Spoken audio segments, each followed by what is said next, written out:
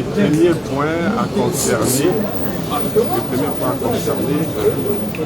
l'actuelle CENI, le fait qu'elle ne représente pas l'ensemble des forces politiques, parce qu'en son temps, dans les cadres de l'avocat, le parti et notre partenaire d'alors, nous avions proposé que la CENI soit composée au niveau de la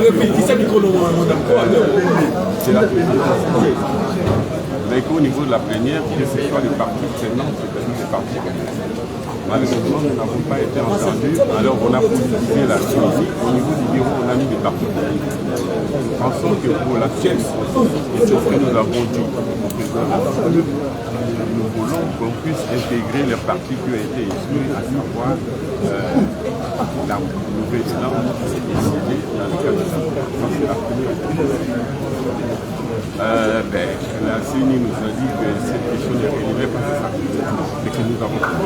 Le deuxième point, c'était les fichiers. Nous avons discuté du fichier électoral pour dénoncer le fait qu'il n'est pas complet.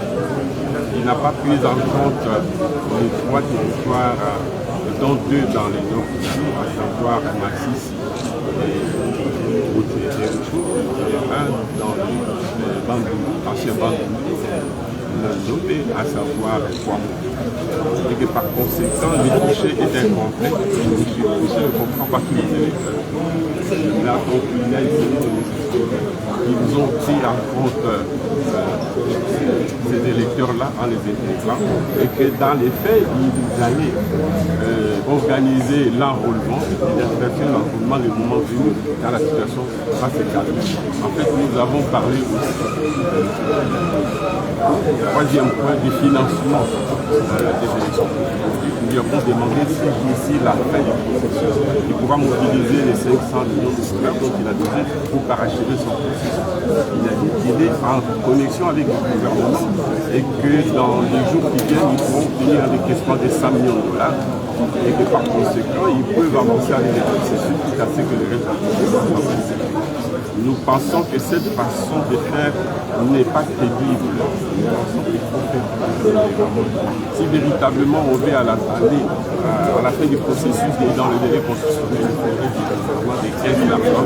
Et les bonnes perspectives en Nord d'Afrique que nous avons entendu de FMI, le gouvernement va obtenir des décaissements si ce n'est pas fait de 500 millions de dollars autour d'appui. Donc ce n'est pas de l'argent pour le financement de la balance et plutôt de la publicité. Nous pensons que cet argent peut être mis à la disposition de la CENI pour parachever.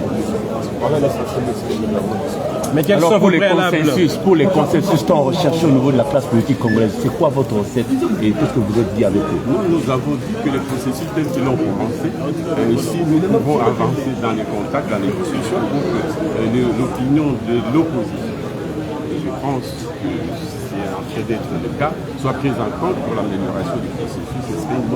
Et il nous a dit que le processus des contacts entre la CENI et les différentes parties prenantes vient de commencer et que ça allait continuer. Vous croyez encore au respect des délais constitutionnels? Personnellement, je ne crois pas au respect du délai constitutionnel à cause du problème du financement. J'ai l'impression que le gouvernement, face aux 500 millions de dollars dont il vient de bénéficier, de la part des institutions de Bretton Woods, probablement la moitié sera consacrée aux questions sécuritaires. Ce n'est que l'autre moitié qui pourra être mise à la disposition de la CENI, auquel cas, puisque la CENI a besoin de 500 millions, la différence ne sera pas disponible dans le délai constitutionnel que probablement nous serons devant une hypothèse de plus.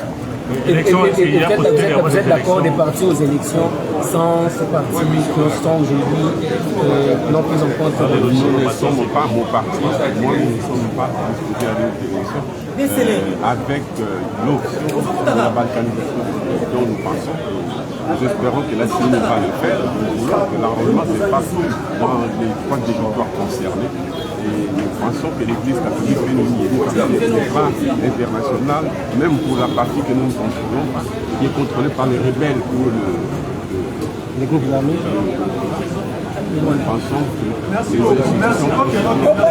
les institutions concernant l'Église catholique pourront nous permettre d'assurer la surveillance de l'enrôlement. Merci. Oh.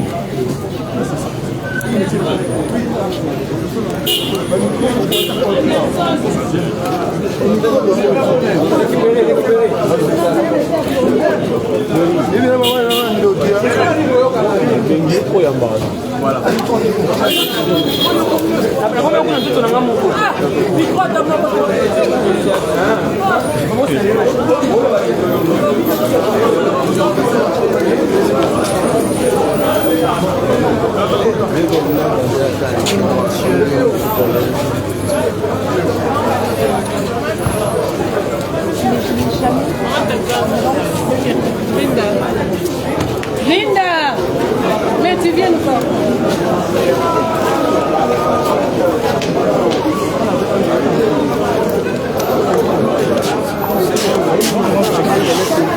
Je peux arrêter.